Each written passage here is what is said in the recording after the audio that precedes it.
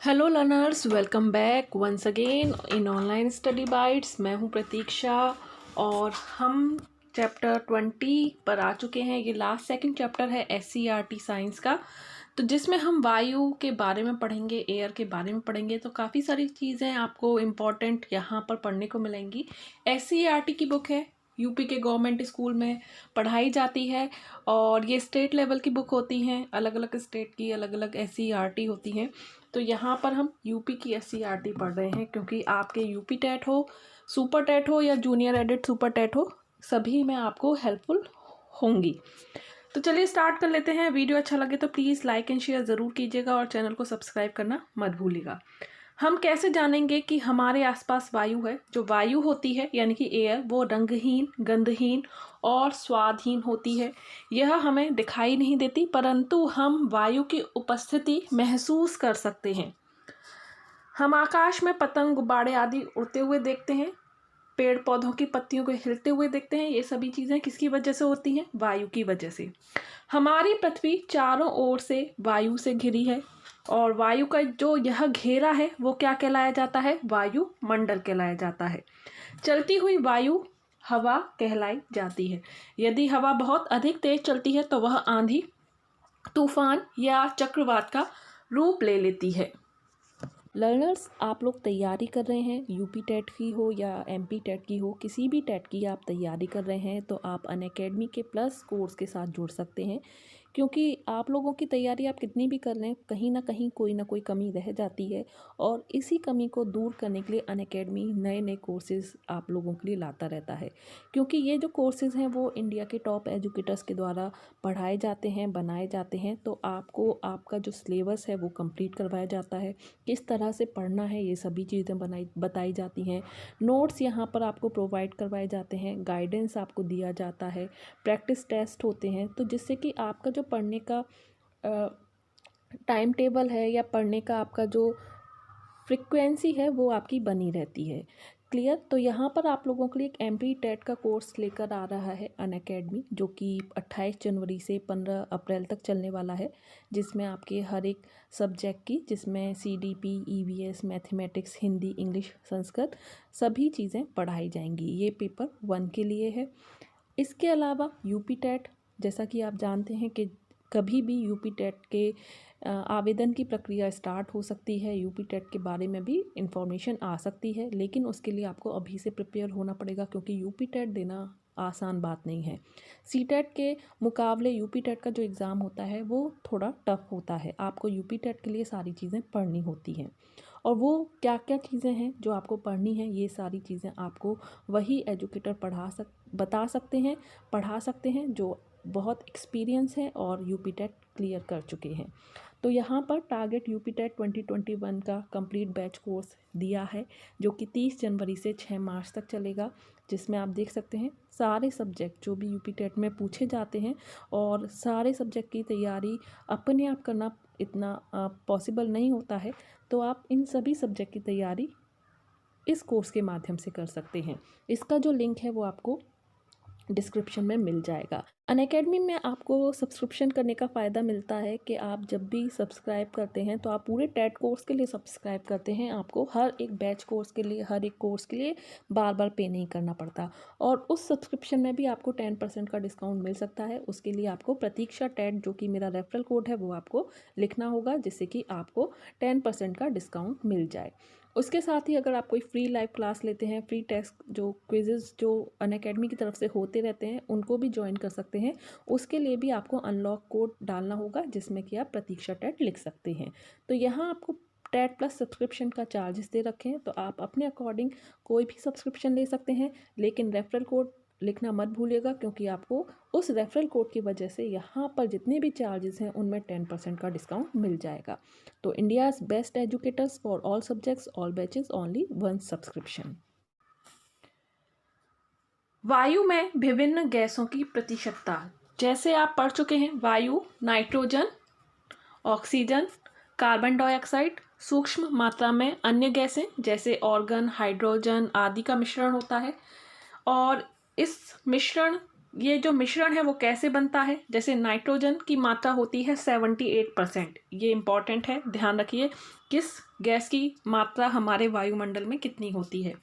Oxygen की जो मात्रा है वो होती है 21%, कार्बन डाइऑक्साइड की 0.03% और अन्य गैसें जो हैं 0.97% होती है। इन गैसों के अतिरिक्त वायु में जलवाष्प, धूल के कण तथा अन्य घटक भी उपस्थित रहते हैं जिनकी मात्रा में परिवर्तन होता रहता है, और ऑक्सीजन और कार्बन डाइऑक्साइड जो है हमारे जीवन के लिए बहुत आवश्यक है।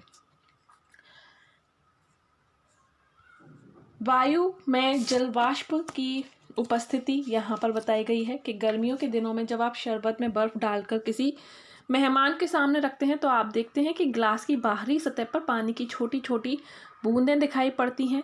कभी कभी ये बूंदें सतह पर धीरे धीरे लुढ़कने लगती हैं। जल की ये बूंदें जो होती हैं वो वायु में उपस्थित जलवाष्प से आती हैं। स्थान और समय के परिवर्तन के साथ वायु के जलवाष्प की जो मात्रा है उसमें भी परिवर्तन होता है।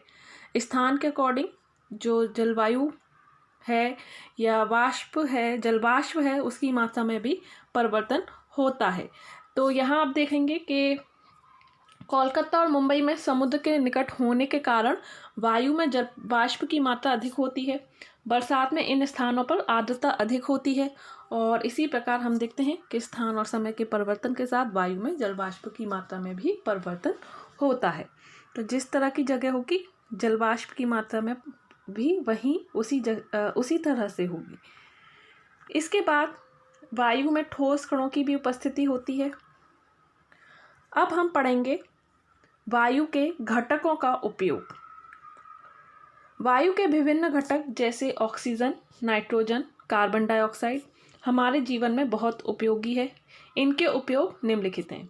ऑक्सीजन जो है वो श्वसन के लिए आवश्यक है। सांस लेने की क्रिया में जो गैस प्रयोग में ली जाती है वो है ऑक्सीजन। ऑक्सीजन को हम प्राणदायक गैस भी कहते हैं। श्वास संबंधी रोगियों को ऑक्सीजन सिलेंडर से कृत्रिम श्वास भी दी जाती है। देन ऑक्सीजन जो होती है किसी भी वस्तु को जलाने में या जलने में सहायक होती है। जलती हुई मोमबत्ती को गिलास से अगर आप ढक दोगे तो अगर उसे ऑक्सीजन नहीं मिलेगी तो मोमबत्ती भी बुझ जाएगी। तो जलती हुई चीज़ को या जलने में सहायक कौन सी गैस होती है? ऑक्सीजन। नाइट्रोजन का प्रयोग उर्वरक बनाने में हम करते हैं, जो नाइट्रोजन गैस है। भूमि को उपजाऊ बनाने के लिए खेत में क्या डालते हैं? भूमि को उपजाऊ बनाने के लिए खाद तथा उर्वरक का प्रयोग किया जाता है। नाइट्रोजन के कुछ यौगिक भूमि के उपजाऊपन को बढ़ा देते हैं। ये सभी जानते हैं कि मिट्टी में जितनी नाइट्रोजन की मात्रा होगी उतनी ही खेती जो है वो अत्यधिक अच्छी बनेगी। ठीक है, बिना नाइट्रोजन के पौधे या अनाज जो हैं, जो खेत हैं, वो बढ़ नहीं सकते। तो कुछ नाइट्रोजनी उर्वरक जैसे यूरिया, अमोनिया सल्फेट का निर्माण नाइट्रोजन से किया जाता है। इसी प्रकार नाइट्रिक अम्ल का निर्माण भी नाइट्रोजन से किया जाता है। आजकल पैकेट बंद जलपान सामग्री जैसे आलू चिप्स, आपने देखा होगा जो चिप्स के पैकेट होते हैं वो बहुत ज़्यादा फूले फूले होते हैं और उसमें अंदर जो भी चीज़ें होती हैं वो ख़राब नहीं होती हैं। बिना पके और बिना तले भोजन के लिए तैयार खाद्य पदार्थों को तरोताज़ा रखने के लिए उन पैकेट में क्या भरा जाता है? उन पैकेट में नाइट्रोजन गैस भरी जाती है, क्योंकि नाइट्रोजन गैस पैकेट की वाष्प को विस्थापित कर देती है। कार्बन डाइऑक्साइड जो है वो गैस बुझाने में सहायक होती है। तो आपने देखा होगा जो अग्निशमन यंत्र होते हैं, जो लाल लाल सिलेंडर होते हैं, जो आपको हर जगह देखने को मिलेंगे, दुकानों में, बिल्डिंग्स में, हॉस्पिटल्स में। तो उन जो सिलेंडर हैं उनमें कौन सी गैस भरी होती है? उनमें कार्बन डाइऑक्साइड गैस भरी होती है। और कार्बन डाइऑक्साइड गैस का उपयोग अग्निशामक यंत्र में आग बुझाने के लिए ही किया जाता है। गैसीय CO2 को -57 डिग्री सेल्सियस तक ठंडा करने पर यह ठोस अवस्था में परिवर्तित हो जाती है। CO2 है कार्बन डाइऑक्साइड, ठीक है, जिसे शुष्क बर्फ कहते हैं। यह गीली नहीं होती परंतु बर्फ जैसी दिखाई देती है। इसका उपयोग प्रशीतन में किया जाता है। दूसरा पॉइंट है सोडा वाटर, कोला तथा अन्य झागदार पेय में जो बुलबुले दिखाई पड़ते हैं वे कार्बन डाइऑक्साइड के ही होते हैं। दोनों ही पॉइंट्स याद रखने वाले हैं। तो CO2 कहते हैं कार्बन डाइऑक्साइड को, अगर CO आ जाए तो वो होती है कार्बन मोनोऑक्साइड। इसके बाद शामक यंत्र के बारे में पढ़ेंगे। इस यंत्र का बाहरी कक्ष धातु का बना बेलनाकार बर्तन है जिसमें सोडियम कार्बोनेट का विलयन भरा होता है। इस बर्तन के अंदर एक छोटी बेलनाकार शीशी होती है जिसमें सल्फ्यूरिक अम्ल भरा जाता है। उपयोग के समय इस उपकरण को उल्टा करके ज़मीन पर पटक देते हैं। पटकने पर शीशी जो है वो टूट जाती है और सल्फ्यूरिक अम्ल सोडियम कार्बोनेट से क्रिया करके कार्बन डाइऑक्साइड गैस बनाता है और इस गैस का छिड़काव जलने वाली वस्तु पर करने से क्या होता है, आग बुझ जाती है। लाल रंग के अग्निशामक यंत्र सभी महत्वपूर्ण सार्वजनिक स्थानों जैसे बैंक, सिनेमाघर, कार्यालय आदि में रखे जाते हैं ताकि दुर्घटना होने पर उसका तत्काल प्रयोग किया जा सके। अब पढ़ते हैं वायु। तो वायु हमारे लिए ज़रूरी है, लेकिन कुछ ऐसे तत्व जो वायु का जो गैसों का जो अनुपात है उसको बिगाड़ देते हैं और उसकी वजह से क्या होता है, वायु प्रदूषण होता है। आपने महसूस किया होगा कि जिस वातावरण में धूल के कणों और धुएं की मात्रा अधिक होती है वहाँ का वातावरण काफ़ी प्रदूषित होता है, सांस लेने में कठिनाई होने लगती है। और ऐसा क्यों होता है? ऐसे वातावरण में वायु के संगठनों के प्रतिशत में परिवर्तन हो जाता है, यानी कि जैसे ऑक्सीजन 21% है, अगर वो कम हो जाए, कार्बन डाइऑक्साइड 0.03% है, अगर वो ज़्यादा हो जाए, तो अगर उनके जो प्रतिशत हैं उनमें अगर अंतर हो रहा है, यानी कि हमारी वायु में अंतर हो रहा है, जिससे कि जो चीज़ ज़रूरत है वो कम हो रही है और जो चीज़ ज़रूरत की नहीं है वो ज़्यादा हो रही है, तो उसकी वजह से जो जितने भी जीव हैं, पेड़ पौधे हैं या और भी चीज़ें हैं, उनको नुकसान पहुंचता है।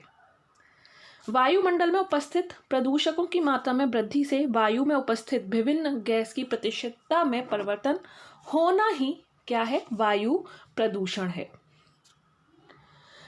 वायु में अवांछित और हानिकारक प्रदूषकों की मात्रा में वृद्धि का होना ही वायु प्रदूषण की स्थिति को उत्पन्न करता है। वायु प्रदूषण मुख्यतः शहरीकरण, औद्योगिकरण तथा वाहनों की संख्या में वृद्धि होने के कारण से होता है। तो मानव स्वास्थ्य, जीव जंतु और पेड़ पौधों के लिए ये हानिकारक होता है। वायु प्रदूषण के मुख्य कारक क्या हैं? Carbon monoxide CO, chlorofluorocarbon CFC, ozone O, sulphur dioxide और नाइट्रोजन K ऑक्साइड, ये वायु प्रदूषण के प्रमुख कारण हैं।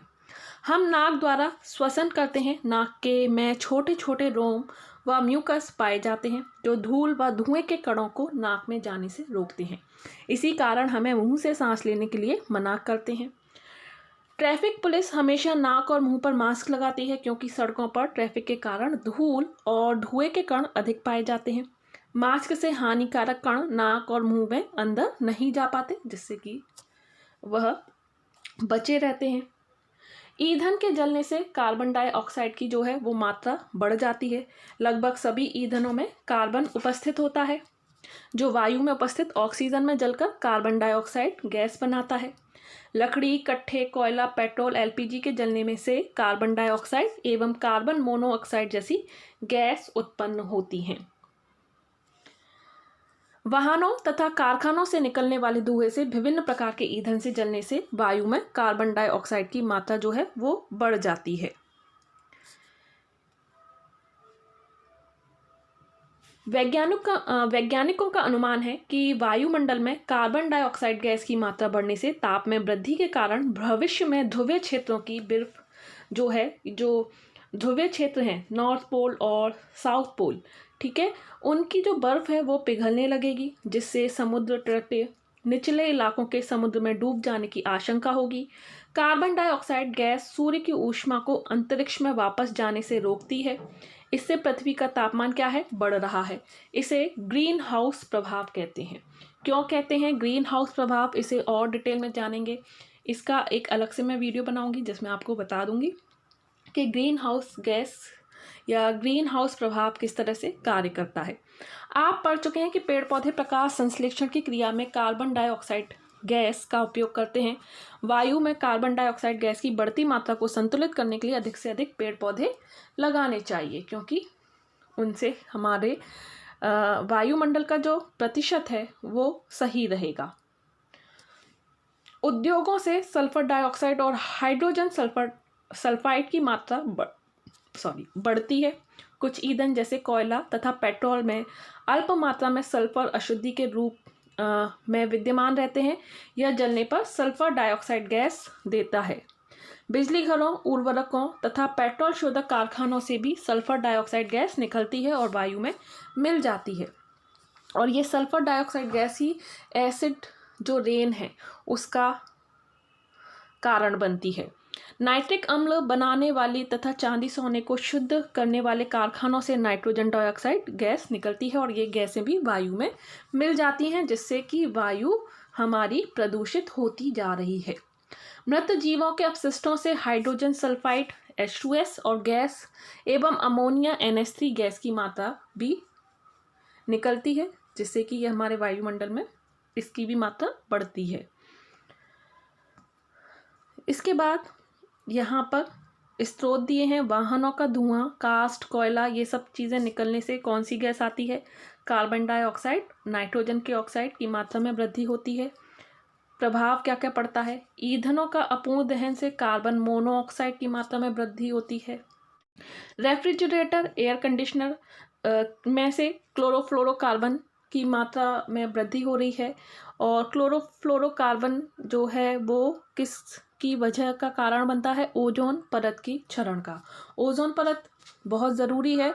अगर वो हमारे वायुमंडल में नहीं होगी तो जो अल्ट्रावायलेट रेज हैं वो धरती पर आ जाएंगी और उससे काफ़ी प्रॉब्लम होगी।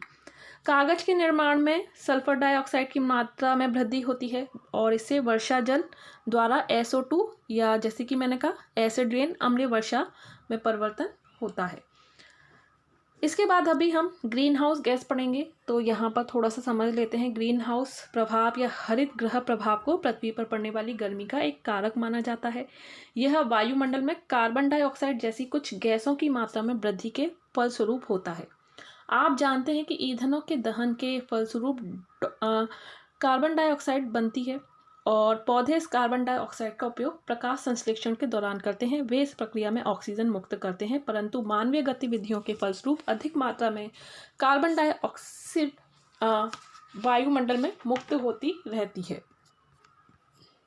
पृथ्वी के वायुमंडल का धीरे धीरे गर्म होना ही ग्रीन हाउस प्रभाव कहलाता है।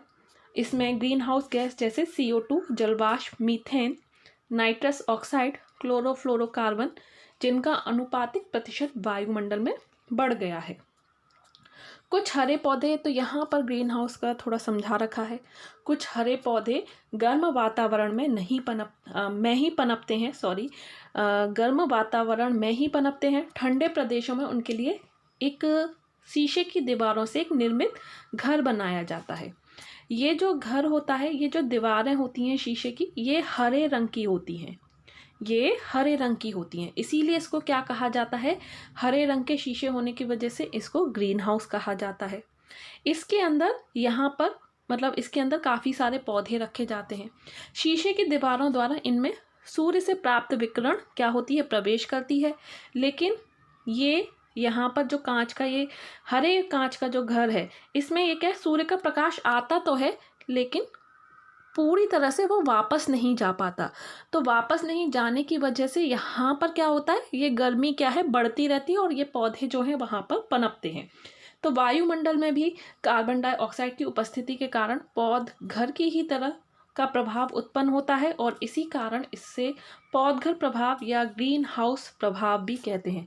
ग्रीन हाउस आप समझ गए होंगे, क्योंकि जो पौधघर यहाँ बताया गया है, ये जो कांच की दीवारें हैं वो हरे रंग के कांचों से बनी होती हैं, इसीलिए इसको ग्रीन हाउस कहा जाता है। और यही चीज़ हमारे वायुमंडल में भी हो रही है, इसीलिए इसको ग्रीन हाउस प्रभाव बोलते हैं। अब बात करते हैं अम्ल वर्षा की। अम्ल वर्षा उस वर्षा को कहते हैं जिसका जल सल्फर डाइऑक्साइड एवं नाइट्रोजन ऑक्साइड जैसे घुले हुए प्रदूषकों की उपस्थिति के फलस्वरूप सामान्य से अधिक अम्लीय हो जाता है। ये अम्लीय ऑक्साइड जीवाश्म ईंधनों के दहन के फलस्वरूप मुक्त होते हैं। अम्ल वर्षा के मुख्यतः नाइट्रिक और सल्फ्यूरिक अम्ल होते हैं जो नाइट्रोजन के ऑक्साइड एवं सल्फर डाइऑक्साइड के घुलने के फलस्वरूप बनते हैं। अम्ल वर्षा भवनों और मूर्तियों, विशेषकर पत्थर और संगमरमर से बनी वस्तुओं का क्षरण करती हैं, जिससे कि आप देखते हैं कि आगरा का जो ताजमहल है जो कि वाइट कलर का है वो भी धीरे धीरे हल्का होता जा रहा है, हल्का सा गंदा होता जा रहा है। और वो किसकी वजह से है? वो अम्ल वर्षा की वजह से है। और ये अम्ल वर्षा हमें कहाँ पर मिल पा रही है? यानी कि जो आगरा का जो ताजमहल है उस पर अम्ल वर्षा का इफेक्ट जो है वो किसकी वजह से हो रहा है? तो आगरा और मथुरा के बीच में एक रिफाइनरी है जिसे IOCL कहते हैं, उसकी वजह जो है ये बन रहा है अम्ल वर्षा। और उसी का इफेक्ट किस पर पड़ रहा है? आगरा के ताजमहल पर। अम्ल वर्षा से पर्यावरण पर दुष्परिणाम स्पष्ट रूप से दृष्टिगत है। अम्ल वर्षा मृदा, जल स्रोतों, जंगलों तथा मानवीय स्वास्थ्य को बहुत नुकसान पहुंचाती है। क्या आप जानते हैं आगरा के ताजमहल? तो यहाँ पर देखिए बिल्कुल यही बात दी हुई है जो मैं अभी आपको बता रही थी कि आगरा के ताजमहल के संगमरमर का क्षरण होकर पीला पड़ना अम्ल वर्षा के कारण ही है। मथुरा में स्थित तेल शोधक कारखाने से सल्फर और नाइट्रोजन के ऑक्साइड वर्षा जल से क्रिया करके अम्ल वर्षा करते हैं जो संगमरमर का क्षरण करती है। और इसी के साथ ये हमारा चैप्टर भी एंड होता है। तो यहाँ पर हमने सीखा पृथ्वी के चारों ओर वायु का घेरा होता है जो हमारा वायुमंडल है। चलती हुई वायु हवा कहलाती है। वायु रंगहीन, गंधहीन, स्वादहीन होती है। वायु में 78% नाइट्रोजन, 21% ऑक्सीजन और 0.03 कार्बन डाइऑक्साइड और 0.97% अन्य गैसें विद्यमान हैं। वायु में जलवाष्प तथा ठोस कणों के रूप में धूल के कण भी उपस्थित रहते हैं। वायु में उपस्थित ऑक्सीजन श्वसन के लिए आवश्यक है। वायु में उपस्थित कार्बन डाइऑक्साइड प्रकाश संश्लेषण व आग बुझाने में काम आती है। वायु में उपस्थित नाइट्रोजन का प्रयोग उर्वरक बनाने में किया जाता है। वायु प्रदूषण वायु में carbon monoxide, chlorofluorocarbon, ozone, sulphur dioxide, nitrogen के ऑक्साइड तथा कार्बन डाइऑक्साइड की मानक से प्रतिशत मात्रा में वृद्धि है।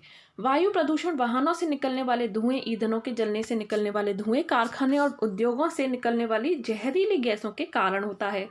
हरित गृह प्रभाव मुख्यतः CO2 गैसों की अधिकता के कारण पृथ्वी की गर्मी में वृद्धि होना है।